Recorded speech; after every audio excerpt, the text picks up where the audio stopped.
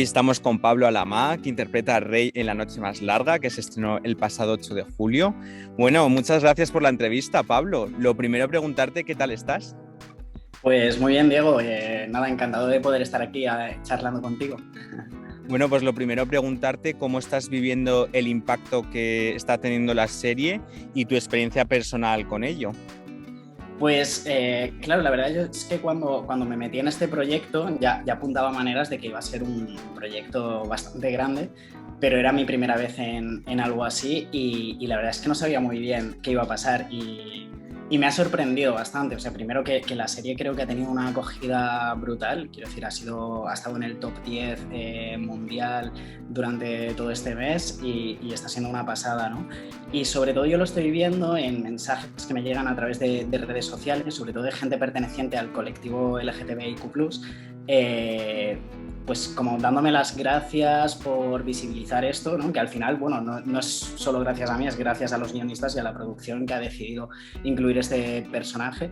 Y eso me parece como, para mí es lo más bonito, ¿no? Lo que más bonito está siendo, recibir todos estos mensajes como que me dan mucha fuerza, me dan ánimo para seguir haciendo el trabajo que hago y creo que genera cierta esperanza a las personas del colectivo que a lo mejor también se quieren dedicar a esto, ¿no? Justo hablando de Rey, es verdad que se menciona que es un hombre trans, pero la trama no gira en torno a ello. ¿Es importante que también en la ficción se vean este tipo de personajes y no, por ejemplo, sí que estamos más acostumbrados a lo mejor a series, que es el tema principal?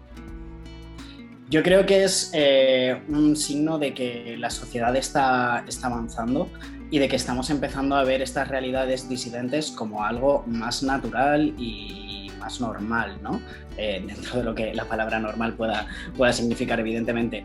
Pero creo que sí, que está habiendo poco a poco un recorrido, ¿no? Que es como hace 20 años cuando veías personajes homosexuales en la ficción, que todo su conflicto giraba en torno al conflicto de ser homosexual, ¿no? Y poco a poco esos personajes han ido dejando atrás esos conflictos para tener los conflictos que tiene cualquier otro personaje. Y yo creo que ahora mismo está ocurriendo lo mismo con los personajes trans en la ficción, ¿no? Que se han hecho ya muchas series donde la trama principal del personaje es todo lo que conlleva el ser trans y ahora de repente está empezando a naturalizarse de tal forma que con simplemente mencionarlo no tiene mucha más importancia, ¿no? Y creo que eso es algo positivo, es algo que refleja cómo se está viviendo socialmente. Bueno, hablabas de este tipo de proyecto, La noche más larga, llena de thriller, llena de acción. Es verdad que este género en los últimos años en España está funcionando muy bien y por ejemplo, es también La Casa de Papel. ¿Tú crees que han encontrado la fórmula para hacer este tipo de series? Yo creo que, bueno, claro, viendo cine español, creo que es un género que no nos hemos atrevido a tocar en mucho tiempo, ¿no? Que a lo mejor estábamos más cómodos en otros géneros y creo que sí, que La Casa de Papel ha abierto ahí como una puerta a también sabemos hacer esto y también sabemos hacerlo bien, ¿no? Y me parece súper interesante porque además yo cuando vi la serie lo primero que pensé es, madre mía, si es que parece americana, ¿no? que dices, ¿qué comentario más? O sea, si lo analizas dices, como si solo los americanos pudieran hacer esto, ¿no? Al final el cine es cine y yo creo que cualquiera puede hacer bien cualquier género, ¿no? Y creo que sí, que de alguna forma el cine en España está creciendo y se están abriendo puertas a géneros que no solíamos hacer y me parece que es como muy, muy guay, eso, muy nutritivo, ¿no? Para toda la industria. Vamos a hablar un poco de Rey, que digamos que también es un poquito ese halo de luz entre tanta oscuridad por su trasfondo. ¿Qué fue lo más complicado a la hora de meterte en su piel? ¿Aquel aspecto que a lo mejor te costó más entender? ¿Y qué fue en lo que lo leíste y dijiste, esto encaja conmigo? Lo más complicado, y yo creo que por la lejanía entre mi realidad y la suya, es el hecho de estar encerrado en una cárcel, ¿no? Y además, pues siendo el personaje que es un personaje que no debería estar ahí, ¿no? Eso de alguna forma sí que me ayudó un poco porque podía como imaginar qué pasaría si yo estuviera ahí, ¿no? ¿Cómo sería? Pero claro, me pareció muy complicado saber cómo reacciona una persona ante todo este mundo tan ajeno a su realidad, ¿no? Cómo el personaje seguramente fuera de la cárcel tenga una forma de ser, pero dentro de la cárcel tiene que vivir un proceso de adaptación, también ha pasado por un trauma muy, muy grande, ¿no? Y entonces todo ese ajuste psicológico a ese trauma que ha vivido, a esta situación, a esta pesadilla que está viviendo, es donde más ímpetu puse en cómo analizar y construir, ¿no? Pues leyendo muchos libros, leyendo sobre psicología y arquetipos y tal. Y creo que lo más fácil, pues no lo sé, creo que como su forma de ser, como que es como así, como callado, que intenta pasar desapercibido, pero observa mucho y es muy analítico, ¿no? Como que tiene un poco... eso fue algo que le quise dar yo un poco desde mí, ¿no? Que digo, yo creo que si estuviera como en este ambiente sería de los que se quedan ahí calladitos y espera como su momento a ver qué pasa. Es verdad que este tipo de series focaliza más la importancia en la acción, en lo que está sucediendo, que muchas veces en el trasfondo personal, que suelen darse pues, en películas a lo mejor de un carácter más dramático o social. ¿Tú piensas que a veces la crítica se ceba mucho con este tipo de series porque no tienen ese arco narrativo detrás? Yo creo que es posible que sí. A mí mucha gente, claro, me ha dicho, ojo, pero es que me falta como más historia de los personajes, más tal. Y yo creo que tampoco tenemos que perder de vista que al final es una serie de acción. Quiero decir o sea, no puedes criticar una cosa por lo que no es, ¿no? Yo creo que hay que tener en cuenta todo esto. Entonces, sí, creo que no estamos viendo un dramón, aunque haya muchas partes de drama y aunque creo que a pesar de ser una serie de acción, también tiene muchas partes donde se deja ver como todo el entramado de los personajes, toda la personalidad que tienen, las relaciones, su pasado, ¿no? Pero también hay que tener en cuenta que es una serie muy coral, hay muchísimos personajes y ocurren muchas cosas todo el tiempo y creo que el objetivo principal del género es la acción, luego ya todo lo demás está un poquito como acompañando a esa acción, sí. Yo es verdad que como crítico también de cine, televisión y teatro estoy totalmente de acuerdo contigo. Que a veces se critica por lo que se conoce a esa película, ¿no? En este caso, la acción o el thriller. Así que opino igual en ese sentido. Es verdad que en tu personaje vemos a un hombre trans, en este caso, en la cárcel. Y es verdad que en la situación de las personas trans en las cárceles sigue siendo un tema pendiente en la sociedad. ¿Cómo lo ves tú? ¿Cómo ves este reflejo? ¿Tú sabes si ha mejorado la situación en los últimos años? Pues creo que sí que ha mejorado algo, sobre todo porque a nivel leyes, digamos que en comparación con hace 20 años, 30 años, conseguir como los papeles, conseguir como un DNI donde aparezca el sexo con el que tú te identificas y todo esto es algo más sencillo, entre comillas. Ahora pues con la ley trans creo que por fin se alcanza ese objetivo y creo que sí que ha ido mejorando, que también hay muchas asociaciones que están luchando por los derechos de las personas, de los presos trans, presos y presas, para como conseguir como unas condiciones mucho más amables con ellos, ¿no? Dentro de lo que cabe. Pero sí que creo que sigue siendo una situación muy complicada, porque más allá de que el poder elegir si ir a un módulo de hombres o de mujeres según el sexo con el que te identificas o el género con el que te identificas, también está todo el ambiente social que te rodea y si te acepta o no. Y creo, no lo sé, tampoco lo sé, quiero decir, nunca he estado en una cárcel, pero me da la sensación... Una cárcel real. Claro, en una cárcel real, en una de Atrezo he estado, pero no tengo nada que ver, imagino. Pero me da la sensación, o quizás sea simplemente prejuicio, o sea, te soy totalmente sincero, que es posible que en una cárcel se acrecienten como todas las problemáticas sociales y exista mucha menos protección hacia las personas con realidades disidentes, ¿no? Entonces creo imagino que todavía quedará bastante que hacer ahí. Y creo también que todas las leyes que se van proponiendo pueden ayudar no solo a las personas que vivimos como en libertad, sino también a las personas que pasan por cárceles, ¿no? Es verdad que la ley trans por fin ya está en funcionamiento, que era algo, una cuenta pendiente social también, pero es verdad que hace unas semanas fue muy polémico la opinión que tuvo Yedet, Carmen Yedet, que fue una de las actrices de Veneno, en torno a la ley trans. ¿Tú cómo lo viste esta opinión que ella tuvo y cuál es tu opinión al respecto? Sí. Bueno, a mí no me gusta mucho opinar sobre opiniones de otros porque, bueno, creo que cada uno tiene la suya. Yo creo que la ley trans, aunque es posible que tenga todavía algunas cuentas pendientes, como es todo el tema de la inclusión de las personas no binarias, que se está valorando incluso, tengo entendido, creo que al final es un punto que nos deja en un lugar mejor del que estábamos. Quiero decir, es mejor tener esa ley que no tenerla, ¿no? Y creo que es una buena aproximación y que establece muchas cuestiones importantes como es la autodeterminación. Y al final es una ley que está para proteger a una minoría.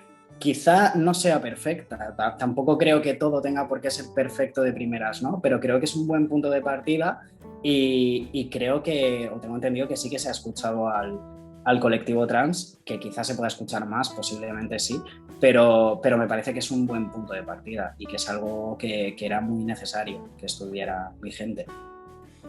Volviendo a la serie y hablando de la naturaleza de los seres humanos, este tipo de series también muestran a personajes en situaciones muy extremas. ¿Tú crees que hay personas que muestran su verdadero ser en este tipo de situaciones o simplemente a lo mejor llevarlos a ese extremo hace que salga una parte que ellos no conocían? Yo creo que son más las circunstancias los que sacan las que sacan partes de nosotros que a lo mejor no conocíamos y son más extremas. Y al final no creo que eso sea como, vale, como en esta situación extrema tú te has comportado así, eres así. Creo que todos tenemos muchos yoes, ¿no? Y nos adaptamos a cada situación y todos esos yoes que aparecen forman parte de una esencia que tenemos, ¿no? Y sí que creo que en circunstancias tan límite, donde prima la supervivencia, al final se saca una parte de uno mismo como mucho más salvaje, ¿no? Que de alguna forma incluso puede ser más pura, porque al final vivir bajo unas normas sociales y culturales, ¿hasta qué punto es natural? Quiero decir, no estoy diciendo que sea malo, evidentemente es bueno porque vivimos como todos juntos y existen unas normas que debemos respetar para la convivencia, pero sí, como en esas situaciones donde de repente esas normas se difuminan, todo es mucho más extremo y más límite, aparecen como partes de nuestra personalidad que de repente son más oscuras o nos pueden sorprender. ¿Que es que el dinero y el poder difumina un poco esas leyes naturales, digamos, de convivencia entre los seres humanos? Creo que más que el dinero y el poder por sí es el cómo se utilizan, ¿no? Y el significado que se les da. O sea, al final como toda esa ambición que se puede poner sobre el dinero o sobre el poder hace que aparezcan partes de nosotros que de repente se olvidan de lo que... O sea, que muchas veces podemos como olvidarnos de quién somos realmente, ¿no? No sé, situaciones muy extremas, ¿no? De poder o de dinero donde de repente parece que se borre la empatía por completo de la persona, ¿no? Entonces creo que es como todo, que depende mucho del uso y del significado que cada persona le dé a eso. Bueno, ahora vamos a pasar a una obra de teatro que has protagonizado tú, además de escribirla, como es Manual para follarse a un macho con vagina. Yo estuve ahí en el estreno. Sí, lo sé, leí la crítica, muchas gracias. Tengo que decirte que a mí particularmente me gustó mucho, la verdad, y quería preguntarte cómo fue también desnudarte de esa manera en el escenario, porque se muestra tu camino realmente, bastante de él. Sí, pues te voy a ser súper sincero, yo estaba asustadísimo, o sea, de hecho tuve como momentos de lo quiero hacer y momentos de Dios mío, no lo hago, voy a parar, me voy de aquí, ¿no? Y cada día al empezar la función era como, pero por favor, ¿por qué me he metido aquí? ¿Qué estoy haciendo, no? Pero luego terminaba las funciones y me sentía súper pleno, porque en todas las funciones me sentí muy acompañado.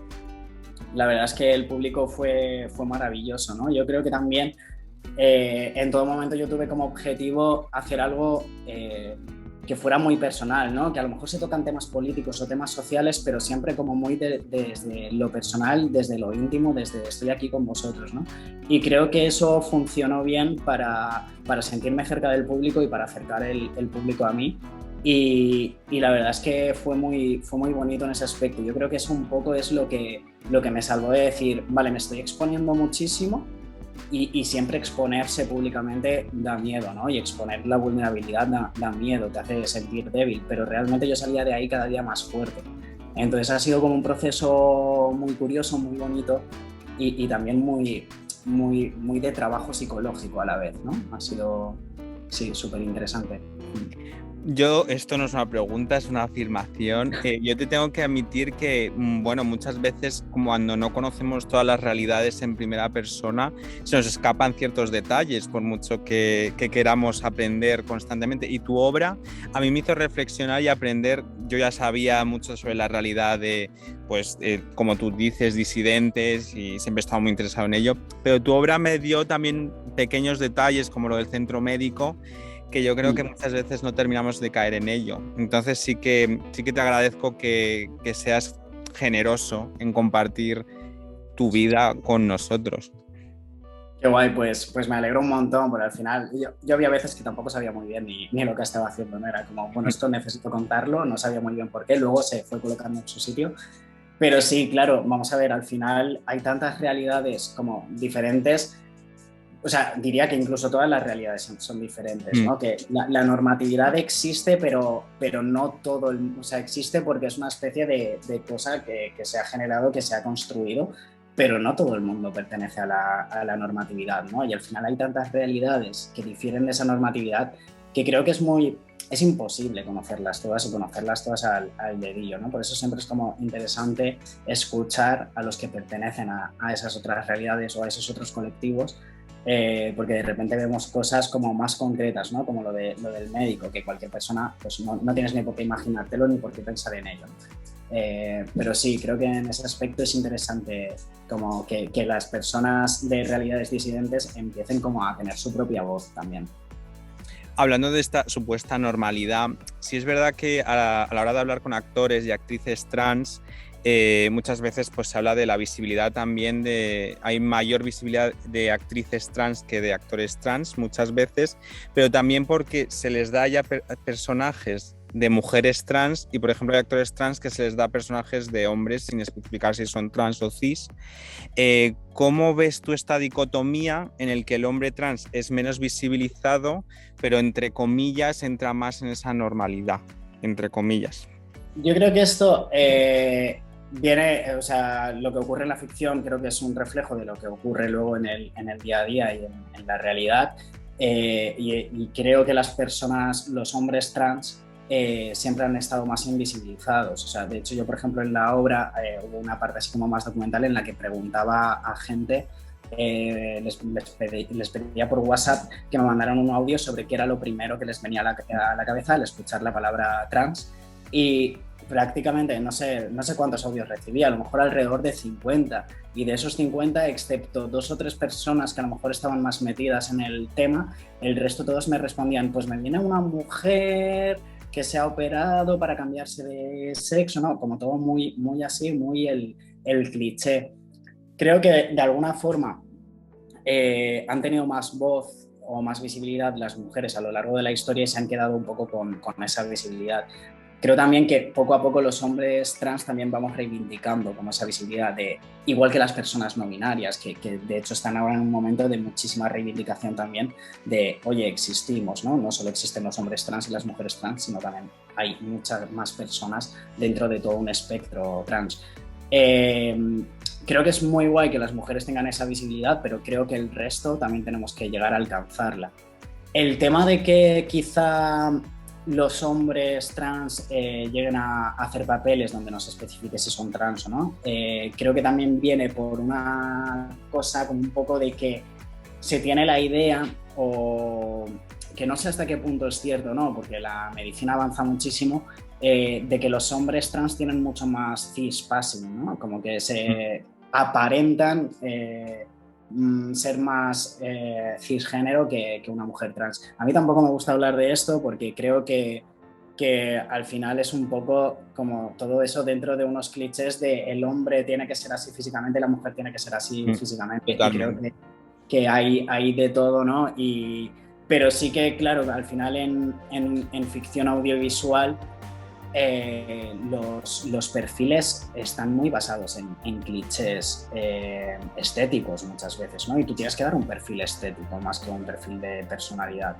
Entonces, al final, toda esa estética cuenta mucho a la hora de que te den un papel o no, ¿no?